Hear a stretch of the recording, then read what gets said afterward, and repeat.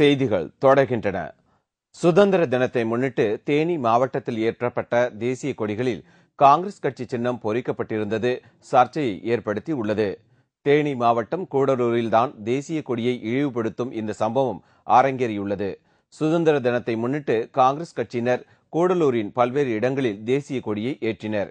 இதில் காமாட்சி அம்மன் கோவில், கூடலூர் பேருந்து நிலையம் போன்ற இடங்களில் ஏற்றப்பட்ட தேசிய கொடியில் அசோக சக்கரத்திற்கு மேலாக காங்கிரஸ் கட்சியின் சின்னம் பொறிக்கப்பட்டிருந்தது.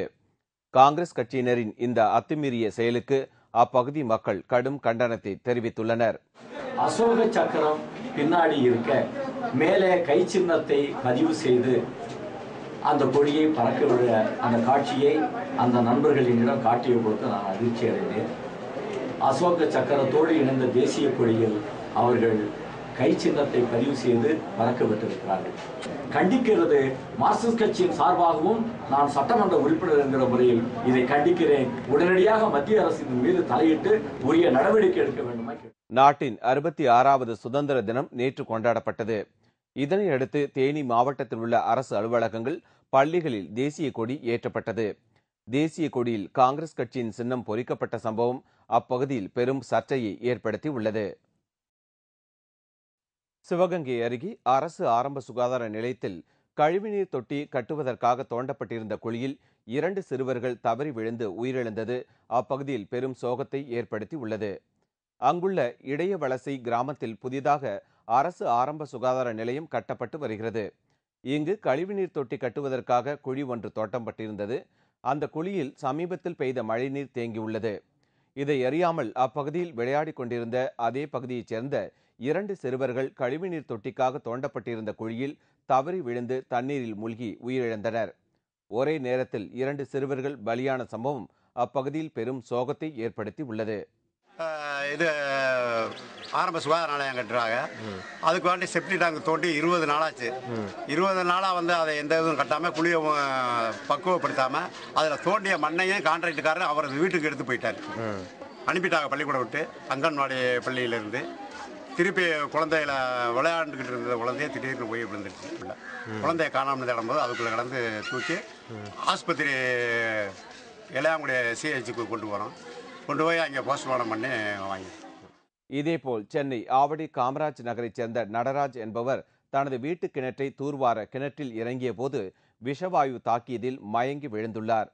தீயணைப்பு துறையினர் விரைந்து வந்து அவரை மீட்டபோது அவர் இறந்தது தெரியவந்தது.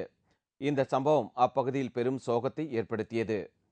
கன்னியாகுமரியிலிருந்து கேரளாவிற்கு கடத்தப்பட்ட 3 டன் ரேஷன் அரிசி பறிமுதல் செய்யப்பட்டது. குழித்துறை ஆற்றுப்பாலம் அருகே மாவட்ட குடிமைப்பொருள் கடத்தல் தடுப்பு பிரிவு குழுவினர் வாகன சோதனையில் ஈடுபட்டிருந்தனர். அப்போது மாட்டு சாணம் ஏற்றிக்கொண்டு அந்த வழியாக வந்து கொண்டிருந்த மினி லாரியை நிறுத்தி சோதனையிட்டனர். அப்போது அந்த வாகனத்தில் 3 டன் ரேஷன் அரிசி கடத்தி கொண்டு வரப்பட்டது தெரிய வந்தது. லாரியை ஓட்டி வந்த ஓட்டுநர் தப்பிச் சென்று விட்டார்.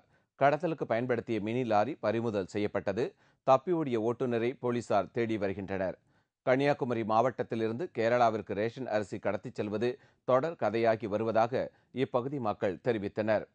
மாவட்ட எல்லையில் சோதனை சாவடிகள் அமைக்கப்பட்டிருந்தும் கடத்தலை தடுக்க முடியவில்லை என்றும் மக்கள் குற்றம் சாட்டியுள்ளனர்.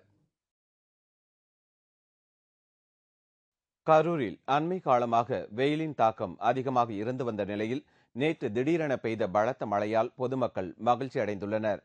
கரூர் மாவட்டத்தில் கடந்த சில நாட்களாகவே வெப்பச்சலனம் அதிகமாக இருந்தது. இந்நிலையில் பலத்த காற்றுடன் சுமார் 1 மணி நேரத்திற்கு மேல் பெய்த பலத்த மழையால் சாலைகளில் தண்ணீர் கரை புரண்டோடியது. மேலும் தென்மேற்கு பருவமழை பொய்த்து போன நிலையில் நேற்று திடீரென பெய்த பலத்த மழையால் விவசாயிகளும் பொதுமக்களும் மகிழ்ச்சி அடைந்துள்ளனர். தென்மேற்கு பருவமழை எதிர்பார்த்த அளவு இல்லாத காரணத்தால் தமிழ்நாடு உள்பட நாட்டின் பல்வேறு மாநிலங்கள் வறட்சியால் பாதிக்கப்படும் நிலை உருவாகியுள்ளது. இந்நிலையில் கடந்த சில நாட்களாகவே தமிழ்நாட்டின் பல்வேறு பகுதிகளில் மழை பெய்து வருகிறது. இதற்கிடையில் கரூர் மற்றும் அதனை சுற்றியுள்ள திருமாநிலையூர், 5 முனை ரோடு உள்ளிட்ட பகுதிகளில் பலத்த மழை பெய்துள்ளது சற்று ஆறுதல் அளித்துள்ளது.